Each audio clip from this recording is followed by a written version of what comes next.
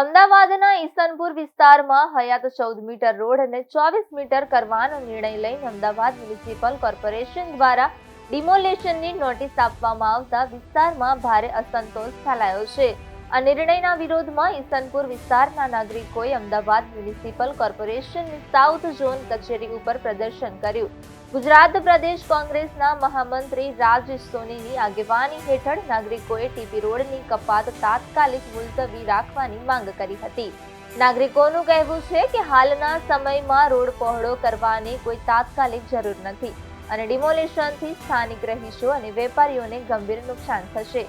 પ્રદર્શન દરમિયાન સ્થાનિકોએ ભાજપ અને કોર્પોરેશન વિરુદ્ધ સૂત્રોચ્ચાર કર્યા હતા। તેમણે આક્ષેપ કર્યો કે પૂરતી ચર્ચા અને વૈકલ્પિક વ્યવસ્થા ડિમોલેશનની કાર્યવાહી કરવી અન્યાયપૂર્ણ છે। આજે 250 મીટરનો જે રોડ છે ઈસનપુરમાં જ્યાં હું રહું છું ત્યાંથી 1000 વાર પસાર થઈ ચૂકી છું। એ 250 વાર રોડમાં મોટો કરવાની કોઈ જરૂર જ નથી। તેમ છતાં 10 મીટરની જગ્યાએ અત્યારે 25 મીટર રોડ વધારે છે। એના કારણે 10 થી 25 દુકાનો અને 200 મકાનો તોડવાની સરકારે આ લોકોને નોટિસ આપી છે। આજે આ લોકો અચાનક જ એકદમ જે બહેનો પોતે કરકસર કરીને દાગીના વેચીને હપ્તા ભરીને માંડ પોતાનું ગુજરાન ચલાવી મકાન બનાવે છે અને એ મકાન બનાવ્યા પછી જ્યારે રાક્ષસી પેલા નાના ગામડામાં નહીં પગ મૂકતો તો આપણે વાર્તા સાંભળીએ એવું રાક્ષસી કૃત્ય ભાજપ સરકાર કરી રહી છે। ઈસનપુર વોર્ડમાં કાશી વિશ્વનાથ સોસાયટી આવેલી છે અને આ સોસાયટીમાં રહેતા રહીશો છેલ્લા 55 વર્ષથી અહીંયા આગળ રહે છે। જ્યારે પંચાયત હતી ત્યારે આ બધા મકાનો મંજૂર થયેલા છે અને આ બધા મકાનો પંચાયત સમિતિ 50-55 વર્ષથી છે।